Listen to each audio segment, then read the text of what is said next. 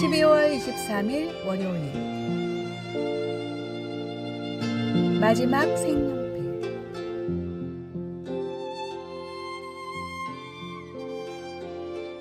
한 미술학원에서 그림 대회를 앞두고 아이들이 분주히 그림을 그리고 있었습니다. 민수는 가장 비싼 색연필 세트를 가지고 있었지만 친구들에게 한 자루도 빌려주지 않았습니다. 옆자리의 지아는 낡은 색연필을 쓰고 있었는데 하늘을 칠하던 중 하늘색 연필이 너무 짧아져 더 이상 사용할 수 없게 되었습니다. 지아는 울먹이며 그림 그리기를 포기하려 했습니다. 그때 건너편에 앉아있던 준호가 다가와 말했습니다. 지아야, 내 하늘색 연필 써. 하지만 이게 내 마지막 하늘색 연필이잖아. 괜찮아. 난 구름을 그리면 되니까. 대회가 끝나고 결과가 발표되었습니다. 민수의 그림은 입상하지 못했지만 준호와 지아는 나란히 금상과 은상을 받았습니다. 심사위원은 이렇게 말했습니다. 준호의 하얀 구름과 지아의 파란 하늘이 정말 아름답게 어우러졌네요. 이 이야기는 단순한 그림 대회 이상을 보여줍니다. 우리가 가진 것을 나눌 때 나눔의 사랑은 서로의 부족함을 채우며 더 아름다운 결과를 만들어냅니다.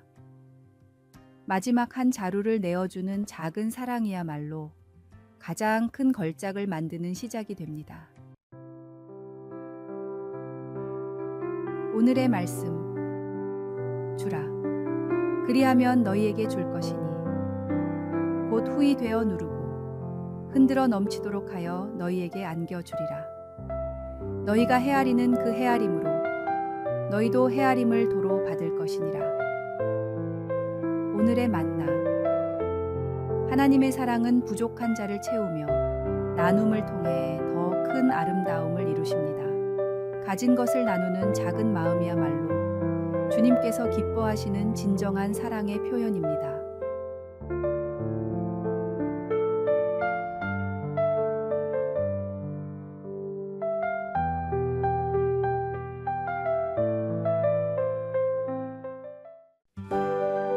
(12월 24일) 화요일. 트리의 기원과 빛의 의미. 크리스마스 이브에 마틴 루터는 깊은 숲속을 산책하고 있었습니다. 어둠이 짙게 드리운 숲에서 그는 한 나무가 찬란하게 빛나는 모습을 발견했습니다. 그것은 평범한 전나무였습니다. 그러나 가지 위에 소복이 쌓인 눈과 하늘 높이 떠있던 달빛이 나무를 비추며 눈부신 빛을 만들어내고 있었습니다. 루터는 그 순간 깊은 깨달음을 얻었습니다. 우리 인간도 저 전나무와 같다. 스스로는 초라하고 나약한 존재이지만 예수님이라는 밝은 빛을 받으면 세상에 아름다운 빛을 비추는 존재가 될 수 있구나.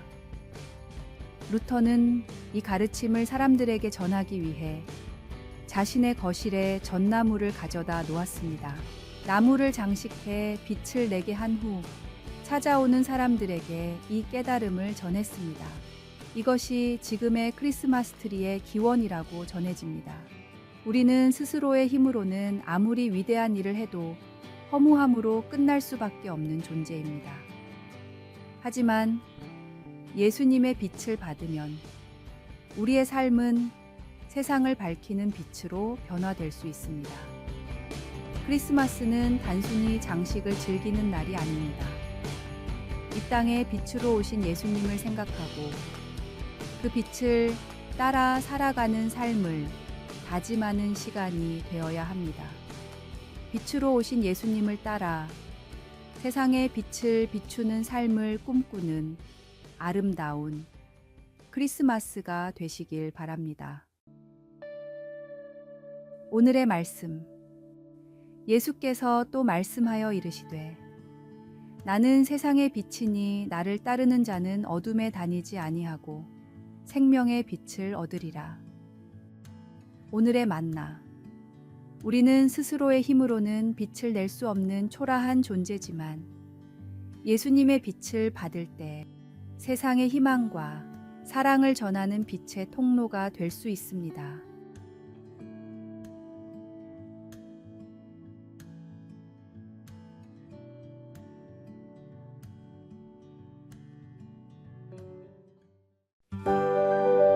(12월 25일) 수요일 크리스마스의 기적.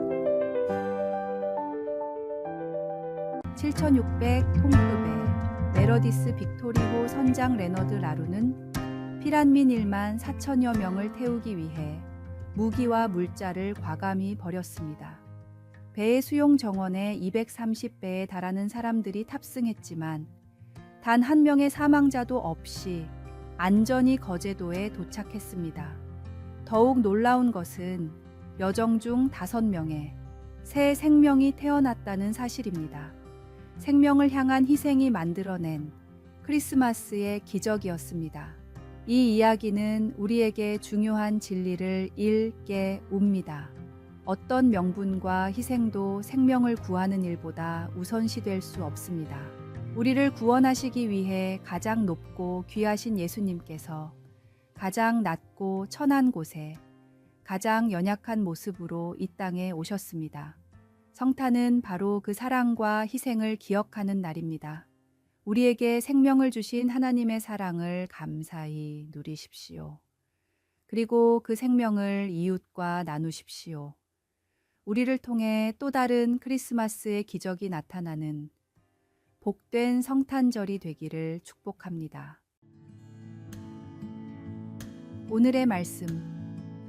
우리가 아직 죄인 되었을 때에 그리스도께서 우리를 위하여 죽으심으로 하나님께서 우리에 대한 자기의 사랑을 확증하셨느니라. 오늘의 만나.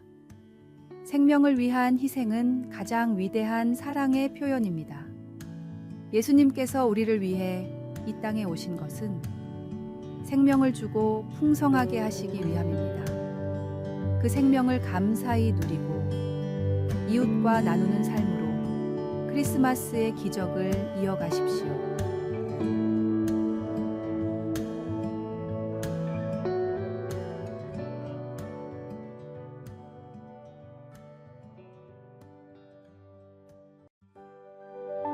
(12월 26일) 목요일 거북이의 경주.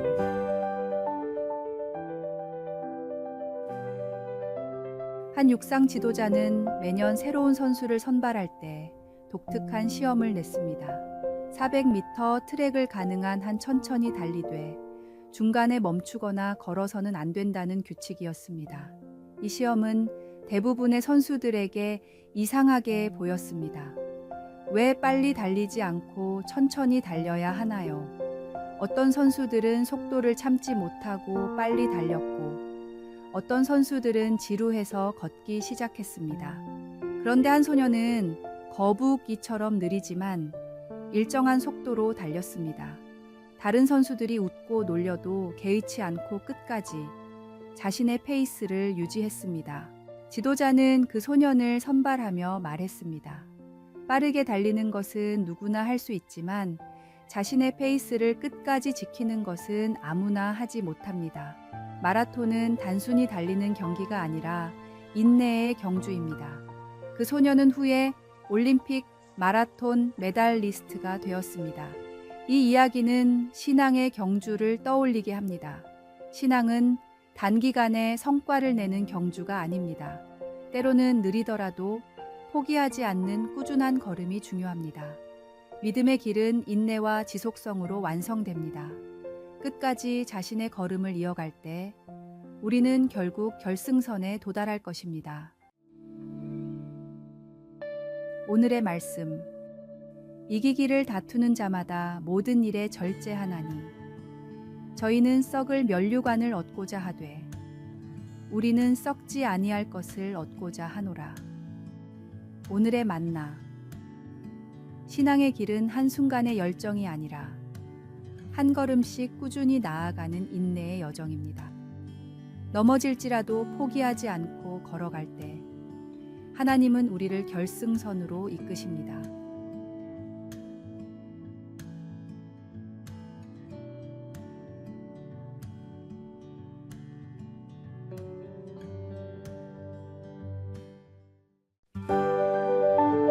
(12월 27일) 금요일 믿음의 선율. 오페라 사업 실패로 깊은 좌절에 빠져 있던 핸델에게 어느 날 찰스 제넌스가 찾아와 한 대본을 건넸습니다. 성경 구절들로 엮은 메시아에 관한 대본이었습니다. 핸델은 대본을 읽으며 강한 영감을 받았습니다. 그는 24일 동안 거의 먹지도 자지도 않은 채 작곡에 몰두했습니다. 하인들의 증언에 따르면 그의 방에서는 끊임없이 음악이 흘러나왔고 때로는 눈물을 흘리며 작곡을 이어갔다고 합니다. 핸델은 절망 속에서 기쁨과 영광의 찬양을 써내려 갔습니다. 1742년 4월 더블린에서 초연된 메시아는 큰 감동을 불러일으켰습니다. 특히 할렐루야 합창이 울려 퍼질 때 조지 2세 영국 왕은 자리에서 일어나 경배했고 모든 청중이 함께 기립했습니다. 그 이후로 280년이 지난 지금까지도 할렐루야가 연주될 때마다 사람들은 일어나 하나님께 경배를 표합니다. 이 이야기는 우리의 고난 속에서도 하나님의 손길이 있음을 보여줍니다. 핸델의 절망이 위대한 찬양으로 변했듯 우리의 어려움도 하나님의 손길을 통해 새로운 아름다움으로 변화될 수 있습니다.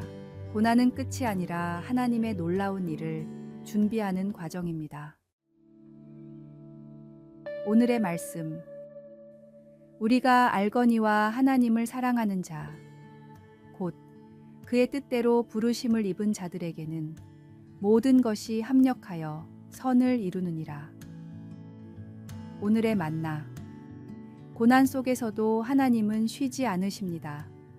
절망이 찬양으로, 시련이 영광으로 변할 때 우리는 하나님의 손길이 우리 삶을 새롭게 하시는 것을 경험할 것입니다.